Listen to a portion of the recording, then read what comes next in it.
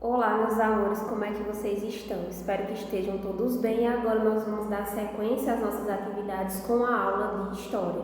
Então eu peço que vocês peguem aí o livro de História nas páginas 426 e 427, certo?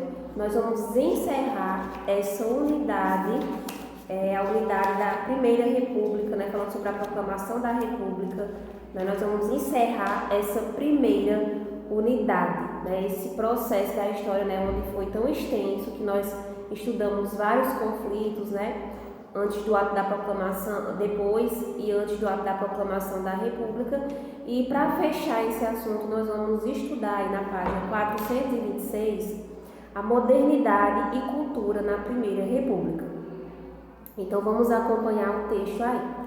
Então olha só. Ao longo de toda a Primeira República, o café foi o principal produto da economia brasileira. Então, nós vimos que o café ele era o principal produto econômico do Brasil na Primeira República. O lucro obtido com a exportação possibilitou a modernização e a instalação de muitas indústrias e empresas.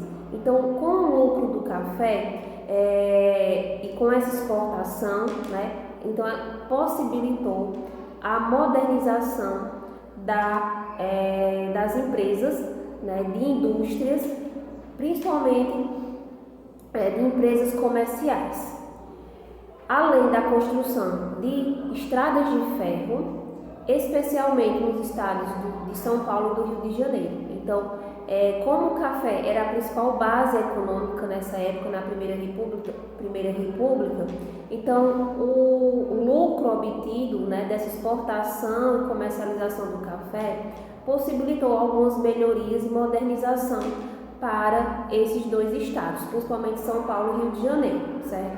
Como construções de estradas de ferro, de instalação de indústrias e outras empresas. Foi nesse período que surgiram os primeiros prédios altos.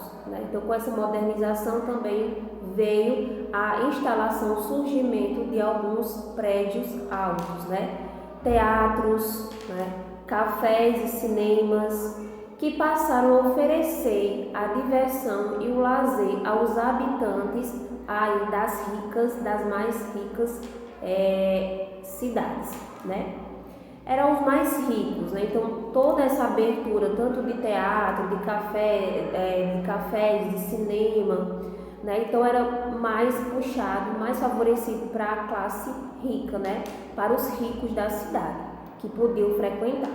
Na área urbana, os automóveis também foram os primeiros a se modernizar, os ônibus, os bondes elétricos, substituíram os veículos puxados por animais, que nesse tempo, como eu falei, era agrário, o nosso Brasil era muito agrário, era um país agrário. Então, com essa modernização, começou a substituição dessas carroças, desses veículos puxados por animais. Então, eles começaram a ser substituídos por automóveis, por ônibus, por bondes elétricos, Nessas regiões mais desenvolvidas economicamente, aos poucos também foi surgindo a luz elétrica, certo? Então a luz foi se tornando uma realidade. Então, só nessas partes, nessas regiões mais desenvolvidas é que começaram a surgir a luz elétrica aí, Foi tornando uma realidade para a maioria da população. Vamos falar da Semana da Arte Moderna. Então, olha só, esse processo de transformação, políticas e de modernização das cidades foi acompanhado de movimentos que discutiam ideias, Então, com essa modernização veio também acompanhado de movimentos que discutiam ideias, valores e concepções artísticas que se adaptassem à nova realidade republicana. Então, ao longo da Primeira República, diversos artistas buscaram uma arte que considerasse genuinamente brasileira. Por quê? Porque antigamente só eles se retratavam, tratavam a arte vindas de outros países, Era a arte europeia, da Europa. Então, essa arte era muito valorizada dentro do Brasil, né, do país. Então, esses movimentos surgiram em prol de uma arte genuinamente brasileira, que fosse do Brasil, né, que valorizasse as artes do Brasil e não só as artes de outros países. Então, em fevereiro de 1922, ano de comemoração dos 100 anos da independência do Brasil, esses artistas realizaram um evento que ficou conhecido como a Semana da Arte Moderna, né? Que foi justamente esse movimento foi para que no Brasil valorizassem mais a arte brasileira.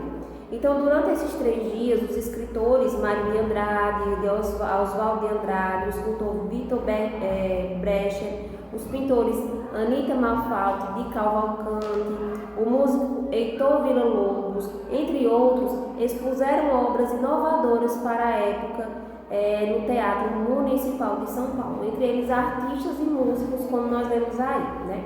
Então, os modernistas, como eram chamados, como ficaram conhecidas, esses artistas desejavam promover a ideia da independência cultural do Brasil. Eles criticavam o fato de o Brasil, as artes serem muito parecidas com o que faziam na Europa, que foi o que eu acabei de falar.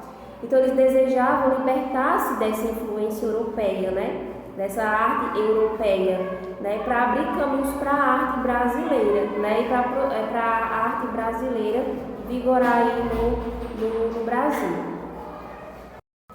Então, a partir desse movimento modernista, né, muitos artistas passaram a valorizar, né, depois desses movimentos, eles passaram a valorizar a herança indígena e africana aqui no Brasil. Mário de Andrade, por exemplo, ele catalogou diversas características do folclore brasileiro como aspectos linguísticos e musicais do país. Então, o que passou a ser valorizado mais aí nesses movimentos também foi dando ênfase a diversas características, né, dos povos indígenas e também africanos, né, nessa semana de arte moderna aí, ok? Para fechar aí essa primeira unidade, né, sobre a proclamação, né, a Primeira República, como aconteceu vários acontecimentos, vários conflitos, né, mas também teve algumas modernizações aí na Primeira República, como também cultural, certo? Então, com essa explicação, vocês irão fazer essa atividade na prática na página 427, onde lá na plataforma eu estou explicando bem direitinho o que é que vocês irão fazer, né, para desenvolver esse trabalho aí que tem a ver com a modernidade e a cultura na Primeira República. Qualquer dúvida é só entrar em contato comigo. Beijos, até a nossa próxima aula.